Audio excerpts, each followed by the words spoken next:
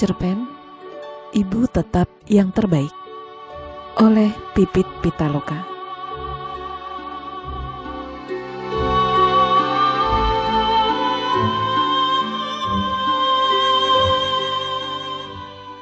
Tak kurang dari 144 lunar aku terlelap dalam pesona dongeng itu. Dongeng tentang rahasia ibu. Ibu pergi saat aku berumur 2 tahun. Aku mengetahui hal itu dari ayah. Namun bukan masalah. Meskipun ibu tak berada di sampingku, tetapi aku tetap bahagia. Aku tahu, ibu sangat menyayangiku. Terbukti dari surat-surat berisi puisi yang kuterima di setiap hari ulang tahunku. Kata Pak Pos, itu surat dari ibu. Dikirim langsung dari surga oleh beliau. Mustahil. Selama bertahun-tahun aku tidak berpikir begitu. Ibu adalah wanita yang sangat cantik. Dan aku yakin, ibu juga baik hati. Bukankah banyak yang bilang, orang-orang baik acap kali lebih cepat meninggalkan dunia ini? Akan tetapi, mereka pasti akan menempati tempat terindah yang kita sebut surga itu. Masih jelas di ingatanku, hari itu tanggal 14 Desember, 12 tahun lalu, nenek menemaniku menghadiri pesta ulang tahun teman TK-ku. Aku sangat senang berada di pesta itu. Akan tetapi sepulang dari sana, hatiku mendadak sedih. Semua temanku datang bersama ibu masing-masing. Aku saja yang ditemani nenek. Bukannya nenekku tidak baik, sehingga tidak pantas menemaniku ke pesta.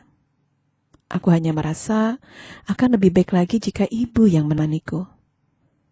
Namun kenyataannya ibu sudah tidak ada. Hal itulah yang membuat kesedihanku kian menjadi. Kenapa ibu harus pergi secepat ini, Nek? Apa ibu tidak sayang sama En? Kataku sambil terisak. Nenek memeluk dan menghiburku. Jangan menangis, En, katanya lembut. Ibu sayang sekali sama En. Sekarang En makan dulu ya. Nanti sebelum tidur, Nenek ceritakan dongeng tentang bidadari-bidadari surga. Aku pun mengangguk patuh. Malam itu aku terlelap setelah didongengkan nenek. Di dalam mimpi aku melihat perempuan-perempuan cantik mengenakan gaun indah. Wajah dan tubuh mereka bersinar lembut. Benar-benar anggun. Persis bidadari-bidadari surga dalam dongeng nenek. Salah seorang dari mereka menghampiri dan memelukku. Tubuhnya beraroma kasturi. Dan kulitnya yang menyentuh terasa selembut kapas. Berada dalam dekapannya aku merasa hangat dan bahagia. Saat mendongak menatap wajahnya aku pun tercengang. Ternyata dia ibuku.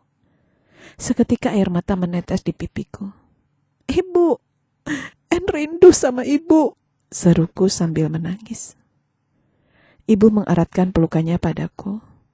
Dari bibirnya terdengar lirih sebuah lirik indah yang membuatku hanyut. Tatkala rindu mengoyak sukma, hanya pertemuan jadi penawarnya. Aku tidak benar-benar paham maksud dari kalimat itu. Tetapi saat ini hatiku sungguh terasa damai. Paginya saat sarapan bersama ayah dan nenek, aku pun menceritakan mimpiku. Ayesa memang senang menulis puisi, kata nenek. Sedangkan ayah hanya diam dan menyantap habis sarapannya. Akan tetapi seminggu kemudian, tepat di hari ulang tahunku yang kelima, aku menerima sepucuk surat yang diantarkan Pak Pos. Surat itu sangat harum. Karena belum lancar membaca, neneklah yang membacakanku. Buah hati nan jelita, tegarlah dalam kesendirian. Meski dekap hangat ibunda tiada terasa. Yakinlah, kasih sayang abadi tak putus sepanjang masa. Selamat ulang tahun, malaikat kecil tercinta. Sejak hari itu di setiap tanggal 22 Desember, aku selalu menerima surat serupa. Isinya tentu saja berbeda, tetapi sama indahnya. Di ulang tahunku yang ke-6, saat Pak Pos mengantarkan surat yang kedua, aku menanyakan apakah surat itu dari ibu. Pak Pos pun mengangguk. Wah, berarti itu surat dari surga, celetukku polos. Pak Pos kembali mengangguk. Tapi gimana caranya? Ibu datang ke pos ya? Kali ini Pak Pos menggeleng. Tentu saja tidak, katanya. Ini rahasia kita ya. Jangan bilang siapa-siapa. Aku mengangguk semangat. Ibu mengirimkannya langsung dari surga ke kantor pos. Hari ini adalah hari ulang tahunku yang ke-17. Seperti biasa, aku menunggu kedatangan Pak Pos dengan tidak sabar. Aku ingin segera menerima surat dari surga yang selalu kurindukan. Aku rindu membaca kalimat-kalimat indah yang tertera di dalamnya. Jadi sejak pagi aku sudah duduk manis di teras rumah. Bahkan aku tidak mengacuhkan nenek yang melarangku keluar rumah lantaran sedang demam. Akan tetapi, sampai petang menjelang, yang kutunggu tak juga datang. Perasaanku jangan ditanya. Tubuhku yang memang sedang lemah ini akhirnya tak kuat menahan kekecewaan yang mendadak kurasakan. Tanpa bisa dicegah, aku pun jatuh pingsan. Kesadaranku perlahan pulih. Bau alkohol yang memasuki indera penciumanku menjelaskan di mana aku saat ini. Aku mendengarkan suara lirih orang berbicara. Mereka tidak menyadari bahwa aku sudah bangun. Sampai kapan kamu mau membunyikan semua ini dari N? Itu suara serak nenekku. N sudah besar. Apa tidak sebaiknya kita kasih tahu saja yang sebenarnya? Jangan, tunggu beberapa tahun lagi. Saya takut mental N belum siap. Sahut ayah. Oh Allah, apa yang mereka bicarakan? Mengapa sepertinya mereka tengah menyembunyikan sesuatu dariku? Mengapa pula mentalku dibawa-bawa? Aku benar-benar penasaran. Jadi aku memutuskan untuk berpura-pura belum sadar agar bisa mendengar percakapan mereka. Beberapa tahun itu lagi kapan, Kausar? Kasihan anak itu. Masa kamu mau biarkan dia terus hidup seperti ini? Ingat, N bukan anak kecil lagi yang bisa terus hidup dalam dongeng surat dari surga yang kamu ciptakan. Dia berhak tahu kebenaran tentang Aisyah. Apa yang kalian bicarakan? Kebenaran apa yang N gak tahu? Jeritku histeris. Sungguh aku tidak sanggup berpura-pura lagi. Kalimat-kalimat nenek benar-benar seperti pisau yang mengoyak perasaanku. Surat dari surga itu ternyata cuma akal-akalan ayah. Oh Allah, betapa bodohnya aku. Sudah sebesar ini masih juga tidak bisa membedakan antara dongeng dan kenyataan. Sebenarnya ketika berumur 13 tahun aku pun pernah merasa ragu. Tetapi keraguan itu segera aku tepis. Hidup ini penuh rahasia. Apa yang menurut kita mustahil bukan berarti tidak mungkin terjadi, kan? Lagi pula keberadaan surat itu laksana obat bagi kerinduanku kepada ibu. Kenapa diam? Jawab, Nek.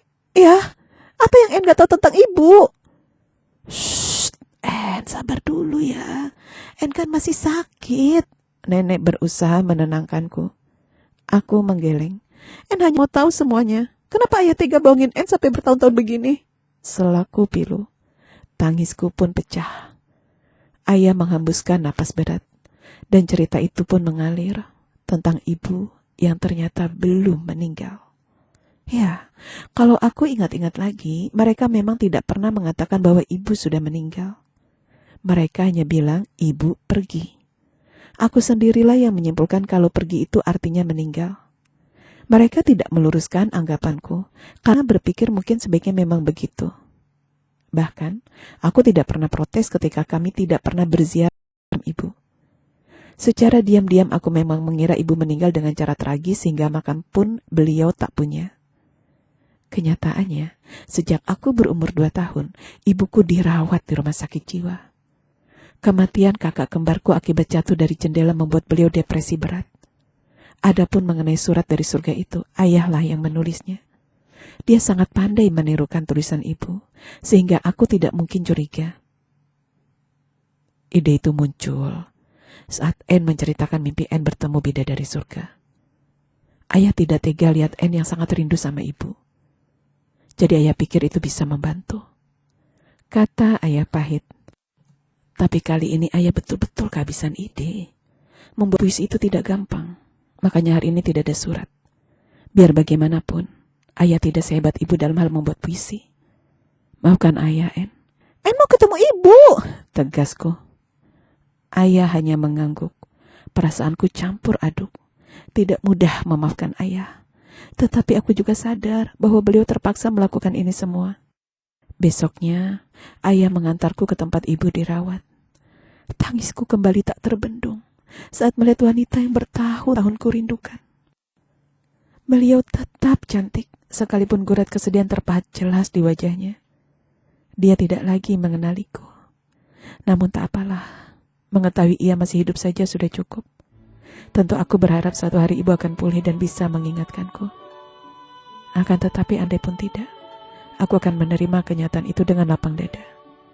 Bagaimanapun keadaan beliau, selamanya dia tetaplah yang terbaik.